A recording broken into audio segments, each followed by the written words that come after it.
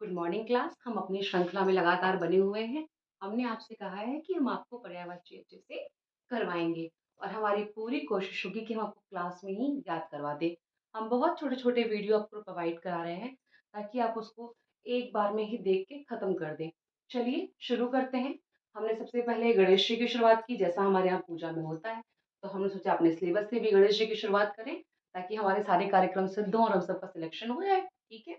हमने पढ़ा गणेश जी का, ब्रह्मा विष्णु महेश जी का। ठीक है, उसी क्रम में हम आगे बढ़ते हुए, क्योंकि जब हमने पहली क्लास में आपको डेमो दिया तो हमने चार्ट में बताया था कि सबसे पहले हम देवी देवताओं का करेंगे, तो उसी क्रम में आगे बढ़ते हुए देवता, आप सभी को छोटी सी कहानी सुनाते हैं। राजा, एक ऋषि थे कश्यप, उनकी कई सारी पत्नियां थी। तो उनकी एक पत्नी थी अदिति। जो अदिति के पुत्र हुए, जो अच्छे गुणों वाले हुए, अच्छे व्यवहार वाले हुए, वे कहलाए देवता। और जो दुर्गुण व्यवहार वाले रहे या दुष्ट प्रवृत्ति के रहे, वो, उनकी पत्नी थी और भी दनु और दिति, तो जो उनके पुत्र कहलाए वो दैत्य कहलाए। ठीक है। तो हम शुरू करते हैं देवता से। देवता अजर है, अविनाशी है, निर्जर है। अजर का या निर्जर का मतलब, जर शब्द का मतलब होता है जो व्यक्ति वृद्ध ना हो, जो कभी बूढ़ा ना हो। तो अजर और निर्जर का मतलब है कि ऐसा व्यक्ति या ऐसा कोई जो कभी बूढ़ा ना हो, तो वो कौन है? देवता है। अविनाशी मतलब जो नष्ट ना हुआ हो। आप लोग अपने घरों में सुनते होंगे, हमारे माता पिता कहते हैं कि 33 करोड़ देवी देवता हैं, देवता अमर है। क्यों देवता अमर है? जब समुद्र मंथन हुआ तो समुद्र से बहुत सारी चीजों के साथ अमृत भी तो निकला, और अमृत का पान किसने किया? देवताओं ने किया। एक ही ऐसा राक्षस था जिसने अमृत को धोखे से, छल से ग्रहण किया, जिसका नाम राहु था। और आप सबने कथा सुनी होगी कि राहु का धड़ विष्णु जी काट देते हैं, तो जो सर का हिस्सा है वो राहु है, और जो नीचे धड़ के हिस्से हैं उसे केतु कहते हैं। ठीक है। अब आता है आपका अमृत्य या अमृतीश। तो जैसा मैंने कहा कि देवता ने अमर यानी कि अमृत का पान किया, इसलिए वो अमृत्य हैं। अमृत पीने वाले ईश देवता हैं। गिरवाण, स्वर्ग में रहने वाले लोग। तो हम लोग सुनते हैं ना कि जो अच्छे कर्म करेगा वो स्वर्ग जाएगा। स्वर्ग में कौन है? देवता है, अच्छे से रहते हैं। तो स्वर्ग में रहने वाले लोग कौन है? देवता है।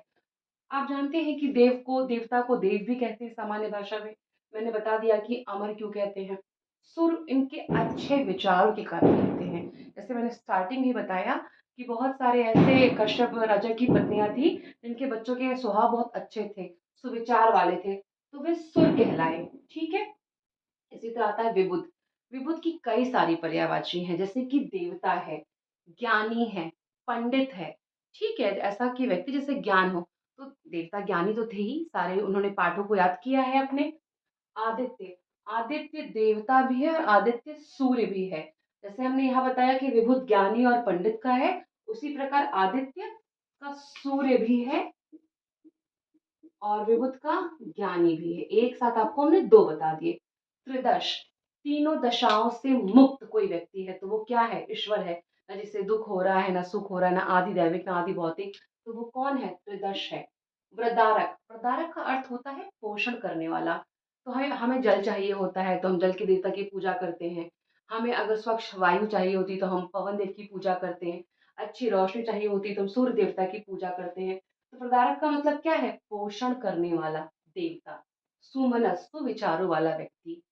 अस्वप्न, त्रिदश और अस्वप्न लगभग एक जैसे हैं। क्यों? क्योंकि इनका जो किसी भी प्रकार के दोष से, दुख से, सुख से मुक्त है, उसे स्वप्न क्यों आएगा? इसलिए कहते हैं अस्वप्न। हम लोग कैसे सोते रहते हैं, उठते हैं, हम लोग को सपने आ जाते हैं। क्यों? हम लोग जो दैविक जीवन है या हमारे भौतिक जीवन है उनसे प्रभावित है, पर देवता उससे अप्रभावित है। अदिति नंदन, हमने आपको बताया कि राजा कश्यप की या ऋषि कश्यप की दो पत्नियां थी, जिसमें अदिति थी। तो अदिति क्या थी? अच्छे गुणों के बच्चों को जन्म दी, तो उनके पुत्र कहलाए अदिति नंदन। अपर्य, अपर्य का एक्चुअली जो हम लोग बेसिकली समझेंगे, इसका अपोजिट होता है उपहर्य। उपहर्य का मतलब होता है देने वाला, और अपहर्य का मतलब होता है प्राप्त करने वाला। तो आप देखते होंगे कि हमारे सनातनी समिति में यज्ञ का बड़ा प्रावधान है। अभी तो हम लोग सिर्फ अनाज, नारियल, पुष्प, फल, फ्रूट्स डोनेट करते हैं ना, यज्ञ में डालते हैं। पर पहले क्या था? जानवर भी डाले जाते थे, आहुतियां दी जाती थी। तो यज्ञ से जो कुछ प्राप्त कर रहे हैं वो किसको हम लोग दे रहे हैं?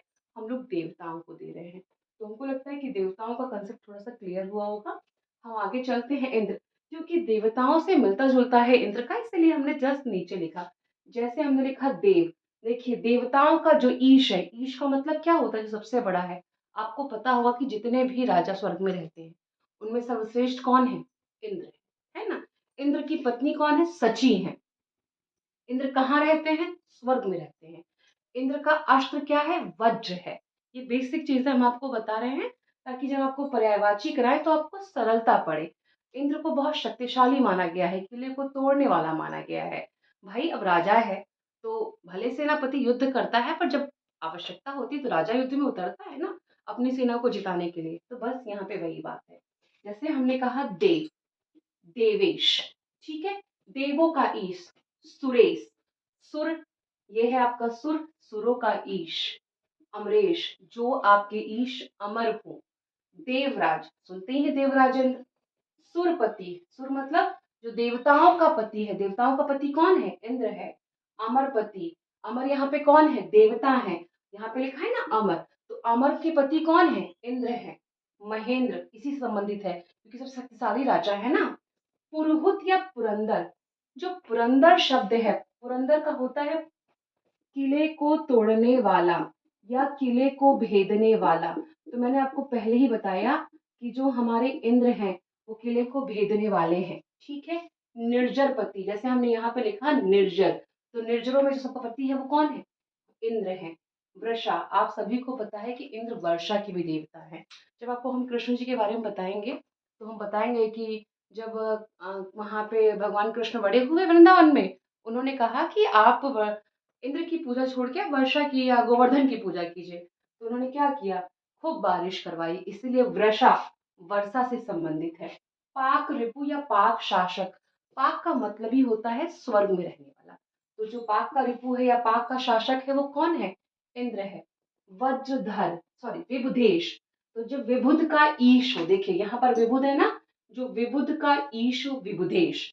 हमने आपको बताया कि इंद्र की पत्नी सची है, तो इंद्र की पत्नी यदि सची है तो सचीपति कहलाएंगे। विडोला मोस्ट इंपॉर्टेंट है, इसे मोस्ट इंपॉर्टेंट कर लीजिए। सहस्त्राक्ष, ऐसा व्यक्ति जिसकी सहस्त्र मतलब हजार आंखें हो।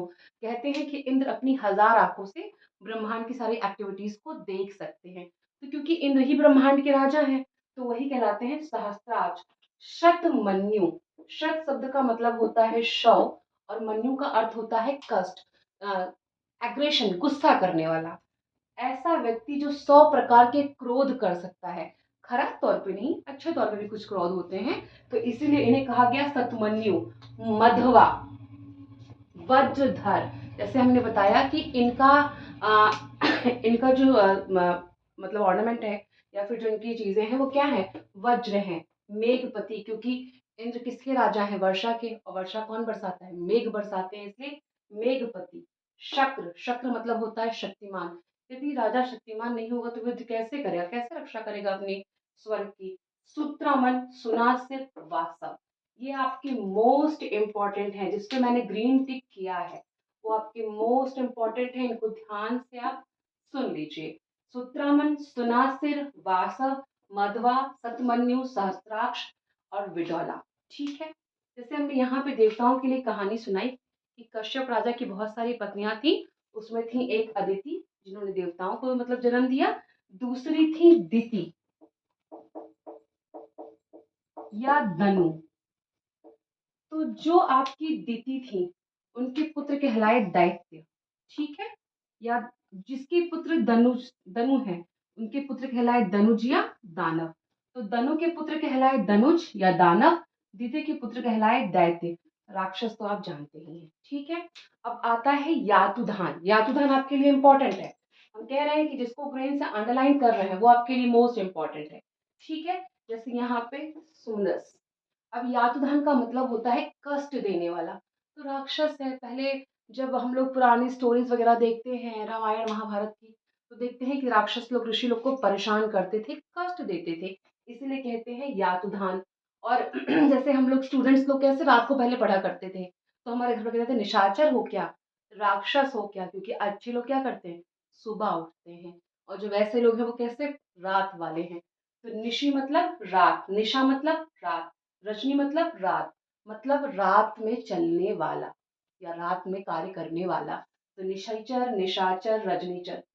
तम का अर्थ होता है अंधेरा। तम का अर्थ क्या होता है? अंधेरा।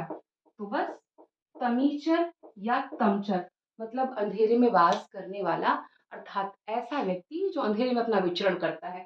तो वो क्या कहलाता है? दैत्य, राक्षस। संबर, संबर एक बहुत प्रभावशाली राजा था दैत्यों का। वो इतना प्रभावशाली हो गया कि उसको डिनोट ही किया गया। दैत्य को किससे डिनोट किया गया? शंबर से किया गया।